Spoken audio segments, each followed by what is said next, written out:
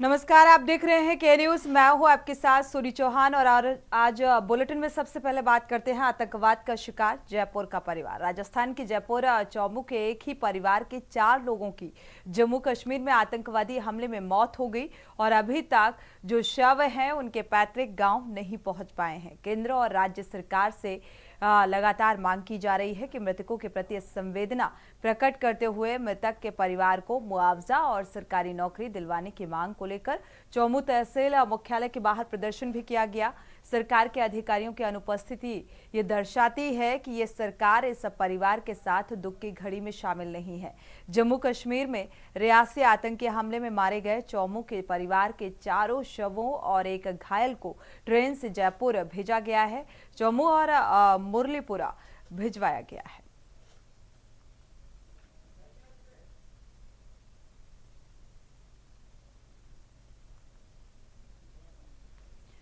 तो जिस तरीके से ये घटना हुई, आतंकवादियों ने हमला किया, हालांकि लगातार इस मामले को लेकर एक तरफ जांच पड़ताल की जा रही है और वो तमाम जो सुराग है जुटाने की कोशिश है। दूसरी तरफ जो ये जयपुर के 4 लोग हैं इस घटनाक्रम में आतंकवादियों का शिकार हुए, तो फिलहाल इनके शवों को अभी तक इनके पैतृक आवास पहुंचाए जाने की जो कवायद है वो शिथिल नजर आई और इसको लेकर नाराजगी भी देखने को मिली। हालांकि अब मांग है और इस मांग को लेकर प्रदर्शन भी किया गया कि ये जो 4 लोग आतंकी हमले में मारे गए हैं, जिनकी मौत हुई, इनके शवों को पैतृक आवास भिजवाया जाए और साथ ही सरकारी नौकरी और मुआवजा दिया जाए। हालांकि मुआवजे का ऐलान हो चुका है। जिनकी इस हादसे में यानी कि हादसा आतंकवादी हमले में जिनकी मौत हुई उन्हें 10-10 लाख रुपए का मुआवजा और जो घायल हुए, क्योंकि बस खाई में गिरने की वजह से जो यात्री थे वो फिलहाल गोलियों का शिकार तो नहीं हुए आतंकवादियों के, लेकिन जख्मी हालत में उन्हें अस्पताल में भिजवाया गया और 50-50 हजार रुपए का मुआवजा दिया गया है। तो सरकार के ऊपर उदासीनता का भी आरोप कि इस दुख की घड़ी में शामिल नहीं है सरकार। तो जयपुर के ये 4 लोग हैं जो इस आतंकी हमले में मारे गए हैं। तो वैष्णो देवी दर्शन करने के लिए ये श्रद्धालुओं से भरी बस जा रही थी और अचानक से आतंकवादियों ने हमला कर दिया। एक के बाद एक लगातार गोलियों की आवाज। हालांकि अब इस मामले को लेकर भी जांच पड़ताल की जा रही है और आतंकी ये कौन थे और चौथे आतंकी के शामिल होने की भी इसमें खबर सामने आ रही है, जिसको लेकर लगातार जो जांच है वो तेज कर दी गई है।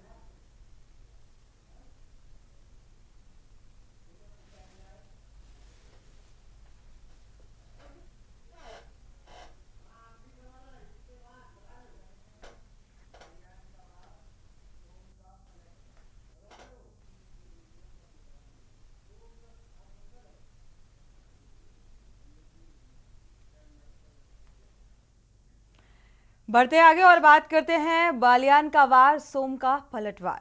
लोकसभा चुनाव पर संजीव बालियान की हार पर संगीत सोम ने निशाना साधा। बीजेपी के फायर ब्रांड नेता संगीत सोम ने हार से बौखलाए संजीव बालियान को बड़ी सलाह दे डाली। और आपको बता दें कि संगीत सोम और संजीव बालियान में इस कदर ठन गई है कि बीजेपी में खलबली मच गई है। पश्चिम यूपी से हॉट सीट माने जाने वाली मुजफ्फरनगर लोकसभा सीट पर हार से बौखलाए संजीव बालियान ने यूपी के फायर ब्रांड नेता संगीत सोम पर हार का ठीकरा फोड़ दिया है। बड़े आरोप प्रत्यारोप कल मुजफ्फरनगर में लगाए। संगीत जी, बड़े आरोप प्रत्यारोप कल जो है लगाते हुए नजर आए। अब ये तो आपको बालियान जी से पूछना पड़ेगा। मैं भारतीय जनता पार्टी का समर्थित और समर्पित कार्यकर्ता हूं। मैं भारतीय जनता पार्टी के लिए काम करता हूं, मैं किसी प्रत्याशी के लिए काम नहीं करता और मेरी जिम्मेदारी मेरी सरदना विधानसभा की थी, जो भारतीय जनता पार्टी नहीं हारी या बराबर रही है। संगठन से भी मांग की है कि संगीत सोम पर बड़ी कार्रवाई की जाए, सुरक्षा में भी कटौती की मांग संजीव बालियान कहीं ना कहीं कल करते हुए नजर आ रहे हैं। क्या लग रहा है, क्या पूरे ये सुरक्षा देना ना देना संजीव बालियान जी का काम नहीं है या किसी का नहीं है। सुरक्षा तो विपक्ष के नेताओं को भी मिलती है और सुरक्षा कोई ऑब्लिगेशन नहीं होती, वो जरूरत होती है जिसे खतरा होता है दी जाती है, तो दी गई होगी। बाकी बालियान जी सक्षम है, वो जो कहे भाई। क्या सलाह देंगे संगीत सोम संजीव बालियान साहब को जिस तरीके से कल आरोप प्रत्यारोप लगाए? मैं उन्हें यही सलाह दूंगा कि परिवार है, हम भारतीय जनता पार्टी के कार्यकर्ता हैं, भारतीय जनता पार्टी के कार्यकर्ताओं को अपनी बात पार्टी में कहनी चाहिए, ना कि मीडिया के जरिए। संगीत सोम की हार में कितना हाथ संगीत सोम का नजर आ रहा है संजीव बालियान जी की हार? देखिए, मैं बताया ना, मेरी जिम्मेदारी सरदना की थी और सरदना पे पार्टी नहीं हारी है। ये थे हमारे साथ यूपी के फायर ब्रांड बीजेपी नेता संगीत सोम संजीव बालियान जी के आरोप पर पलटवार करते हुए नजर आ रहे हैं और कह रहे हैं कि जो मेरी जिम्मेदारी थी सरदना विधानसभा वो मैंने जिताकर भेजी है और कहीं ना कहीं संजीव बालियान जी को अपने बयानों पर सोचना चाहिए। मैं अपने सहयोगी के साथ राजू शर्मा, के न्यूज मेरठ। और इसी खबर पर राजू शर्मा जुड़े हुए हैं। बलियान का वार और सोम का पलटवार, यानी कि अब आमने सामने जो एक नजर आ रहा है और जो प्रतिक्रिया निकलकर सामने आई, बातचीत की राजू, क्या कुछ समझ में आया?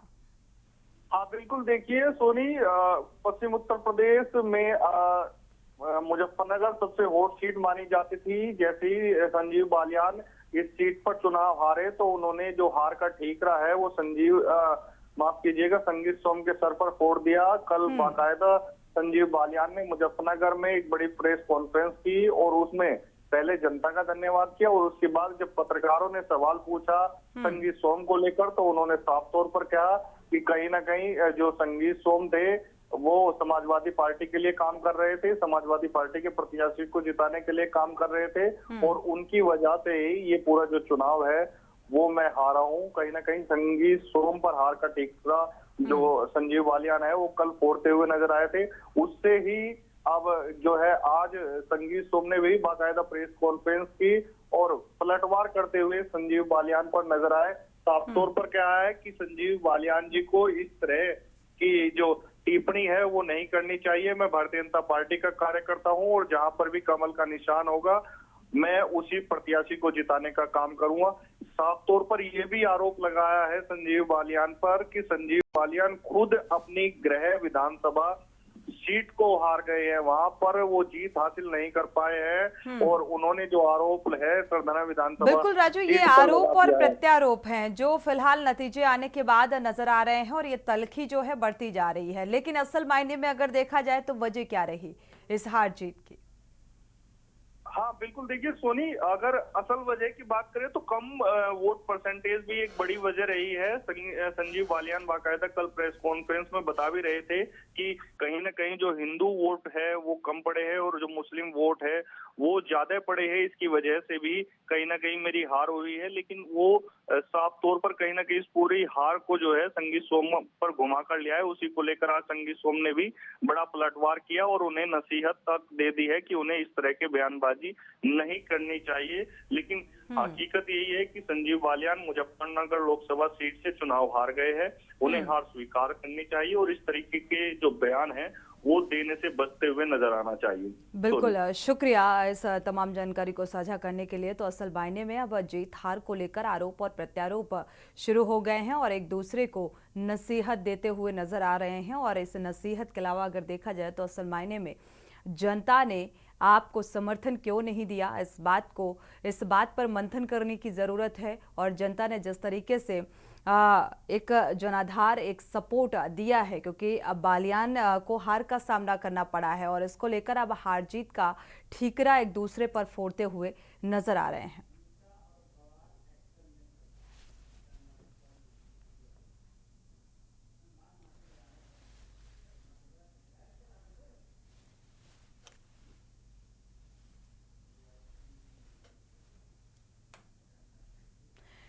बढ़ते आगे और बात करते हैं हिंसा और बवाल। एक्शन में सरकार। बलौदाबाजार हिंसा को लेकर सियासी पारा गरमाने लगा है। यहां पर कांग्रेस की सरकार की खामियां गिनाने में जुटी हुई है और सरकार की ओर से लगातार लोगों से ये अपील की जा रही है कि वो शांति बनाए रखें।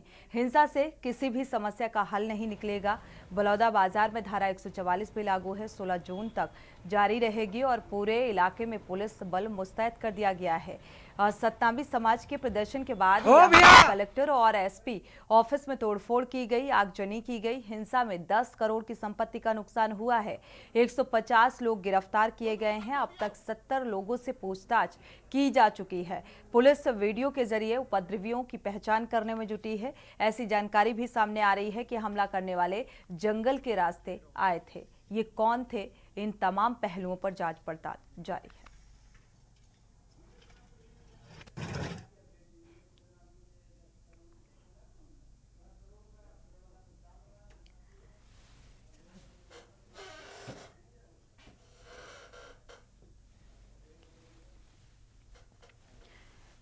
तो छत्तीसगढ़ के बलौदा बाजार का ये पूरा घटनाक्रम, हिंसा की ये तस्वीर सामने आई जब सतनामी समाज के लोगों ने जमकर आगजनी तोड़फोड़ की और ये कहा जा रहा है कि इसमें आदर्श समाज के लोगों का इन्वॉल्वमेंट रहा, यानी कि वो जंगल के रास्ते इस हिंसा को भड़काने का काम उनके द्वारा किया गया। और करीब जो संपत्ति है, क्योंकि सरकारी दफ्तरों में जमकर तोड़फोड़, आगजनी की गई, वाहनों को आग के हवाले किया गया, लाठी डंडों से यहाँ पर तोड़फोड़ की गई और यहाँ पर जो आकलन किया गया है, यानी कि 10 करोड़ के नुकसान का अनुमान निकलकर सामने आया है। अब तक जो संपत्ति का नुकसान हुआ, 10 करोड़ की संपत्ति का आकलन। और हिंसा मामले में अब सरकार भी एक्टिव हुई है। प्रशासनिक स्तर पर इस पूरे मामले की जांच पड़ताल की जा रही है। धारा 144 लगा दी गई है और करीब 150 लोगों को, 150 लोगों को गिरफ्तार, अरेस्ट किया गया है। 70 लोगों से अब तक पूछताछ की जा चुकी है और पूछताछ के लिहाज से जो बिंदु सामने आएंगे, क्योंकि अब सतनामी समाज इस बात से इनकार कर रहा है कि ये हिंसा सतनामी समाज की तरफ से नहीं भड़काई गई, बल्कि अदर जो समुदाय के लोग हैं उन्होंने ये हिंसा भड़काने का काम किया है।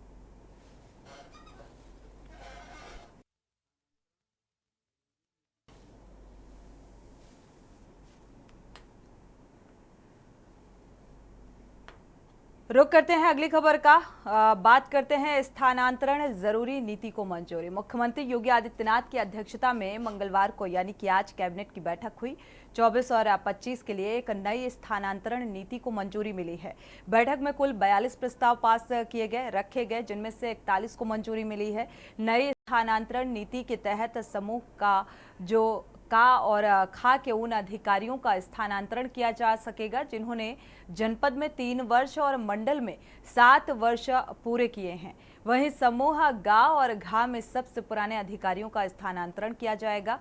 समूह का और खा के अधिकारियों के स्थानांतरण के लिए अधिकतम जो 20%, तो वहीं समूह गा और घा के लिए अधिकतम 10% की सीमा रखी गई है। इस स्थानांतरण नीति के तहत सभी स्थानांतरण आगामी 30 जून तक किए जाएंगे और बैठक में बुंदेलखंड क्षेत्र की 50 में से 26 परियोजनाओं को स्वीकृति दी गई है, जिनकी कुल लागत 10,858 करोड़ रुपए है। इसमें से 1394 करोड़ रुपए की वृद्धि हो गई है। स्थानांतरण जरूरी और इसीलिए आज ये प्रस्ताव पास किया गया।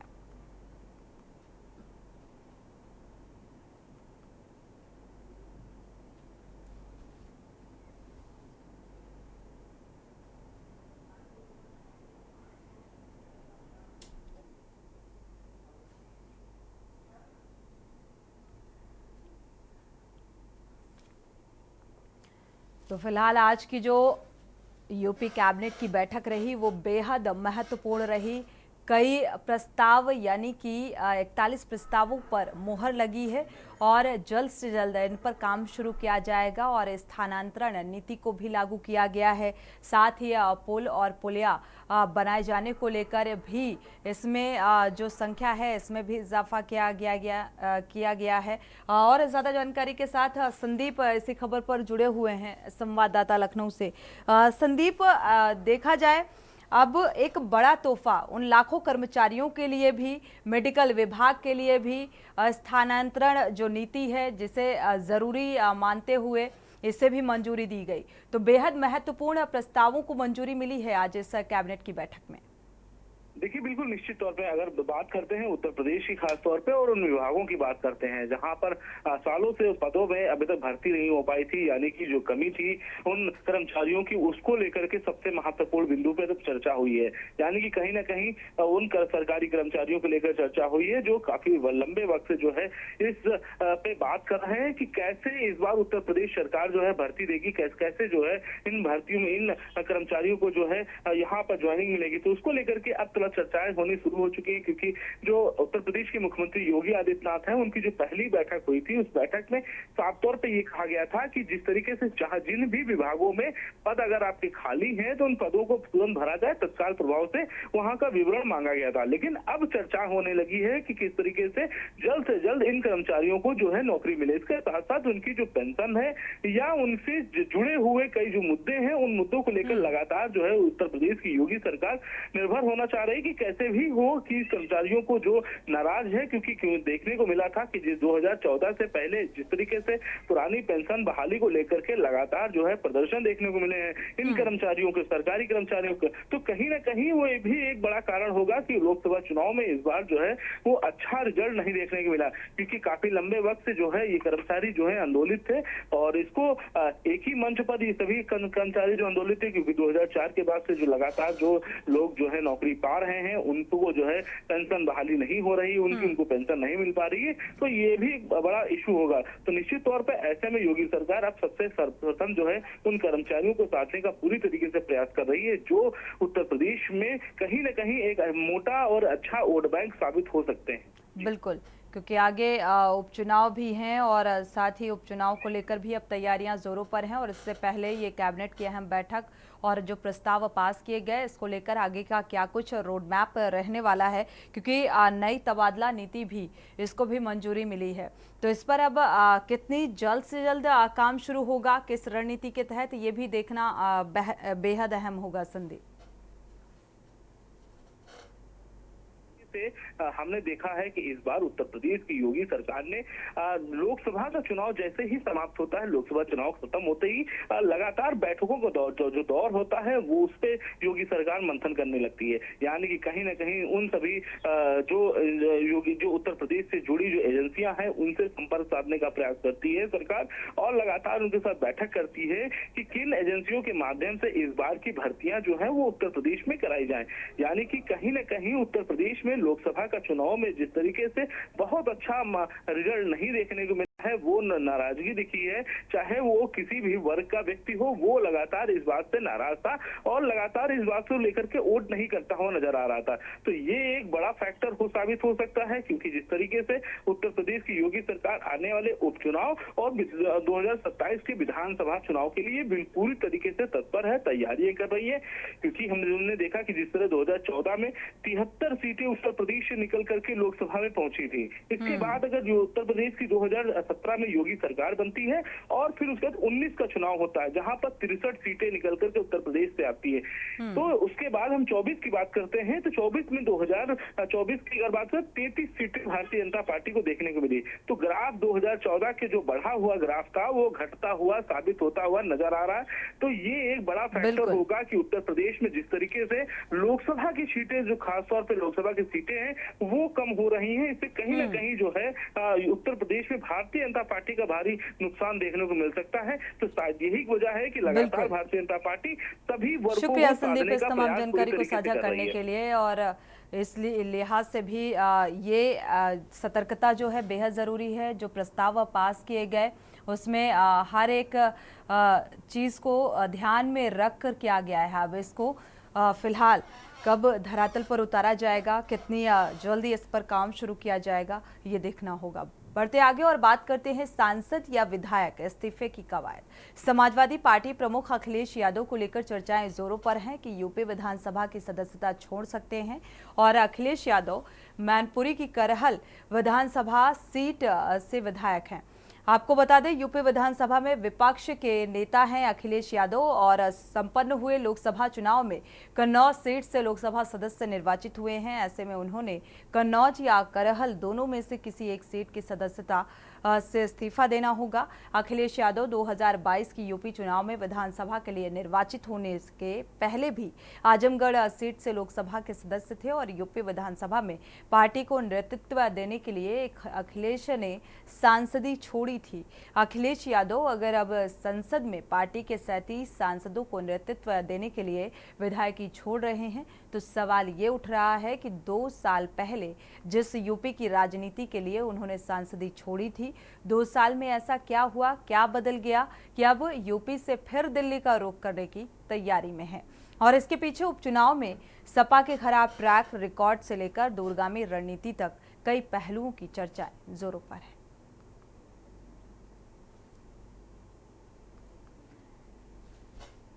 कौशलेंद्र इसी खबर पर जुड़े हुए हैं। कौशलेंद्र, अब अखिलेश यादव को लेकर देखा जाए और सवाल भी उठाए जा रहे हैं कि भाई पिछले 2 सालों में क्या कुछ बदलाव हुए, क्योंकि ये कहा जा रहा है कि करहल जो सीट है उससे इस्तीफा दे सकते हैं और कन्नौज की जनता के बीच नजर आ सकते हैं, यानी कि ये सुरक्षित रहेगी सीट। क्या कुछ नजर आ रहा है? देखिए, आपको बताएं, इससे पहले आपको 2012 के इलेक्शन में जाना पड़ेगा, जिसमें आप देखिए उस समय अखिलेश यादव सांसद थे कन्नौज से। लेकिन 2012 के जब इलेक्शन हुआ तो फिर यूपी की तरफ अपना रुख कर दिया। उसी समय मुलायम सिंह यादव, इनके जो पिताजी थे, उनको मुख्यमंत्री पद के लिए दावेदारी ठुकवा दिए और उनको जो है विधायक दल का नेता चुन लिया गया। फिर बाद में इन्होंने सांसद से इस्तीफा देकर वहां से अपनी पत्नी डिम्पल यादव को निर्विरोध सांसद बनवा दिया। उसके बाद जो है ये यूपी की राजनीति करने लगे। लेकिन जब 2019 का इलेक्शन आया, क्योंकि आजमगढ़ इनके पिताजी की जो सीट थी परंपरागत, जो वहां से मुलायम सिंह यादव जीते थे, तो ये आजमगढ़ चले गए। आजमगढ़ से लोकसभा का चुनाव लड़ा। लेकिन 2012 में इनको उम्मीद ये लगी कि समाजवादी पार्टी उत्तर प्रदेश में सरकार बनाने की स्थिति में हो रही है, तो फिर विधानसभा का चुनाव करहल से लड़ लिए। और विधानसभा में जब विधायक पद पे जो है इनकी विजय हुई तो इन्होंने लोकसभा से इस्तीफा दिया और आजमगढ़ में उपचुनाव हुआ। इनके भाई चुनाव हार गए, नहीं हुआ, वहां से चुनाव जीत गए। लेकिन अब इनको ये लग रहा है कि अगर मैं केंद्र की राजनीति पे फोकस करूंगा तो कहीं न कहीं जो है समाजवादी पार्टी का जो ग्राफ है वो बढ़ेगा। और विधानसभा में जो इनको करना, विपक्ष के तौर पे, नेता के तौर पे इन्होंने जो भी अपना जो है भूमिका निभाई है, वो कहीं न कहीं अब दूसरे को देने को इनके समझ में आ रहा है, किसी दूसरे को दे दिया जाए जिससे पार्टी में और तमाम लोगों का विश्वास जुड़ जाए। तो अब ये उम्मीद जताई जा रही कि करहल विधानसभा छोड़कर भी केंद्र में जाके वहां पे राजनीति करेंगे। बिल्कुल, यानी कि केंद्र की राजनीति में दखलंदाजी अब देखने को मिलेगी सपा सुप्रीमो के अखिलेश यादव की। कौशलेंद्र, शुक्रिया इस तमाम जानकारी को साझा करने के लिए। तो विधायक इस्तीफे की जो कवायद है वो फिलहाल तेज होती हुई नजर आ रही है।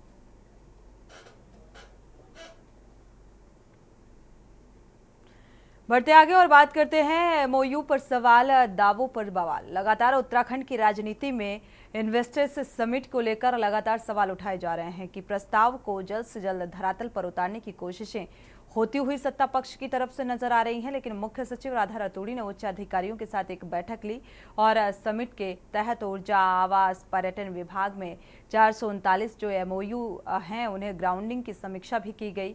और इस दौरान अधिकारियों ने बताया कि ग्लोबल इन्वेस्टर्स जो समिट है वो राज्य की काफ़ी लाभदायक साबित हुआ है। प्रदेश में अब तक 39,000 करोड़ का निवेश हो चुका है, 40,000 से अधिक रोजगार के मौके मिले। हालांकि विपक्ष इन दावों को हवा हवाई बता रहा है। विपक्ष का ये कहना है कि श्वेत पत्र जारी किया जाए और ये बताने की कोशिश की जाए कि किन किन क्षेत्रों में निवेश किया गया।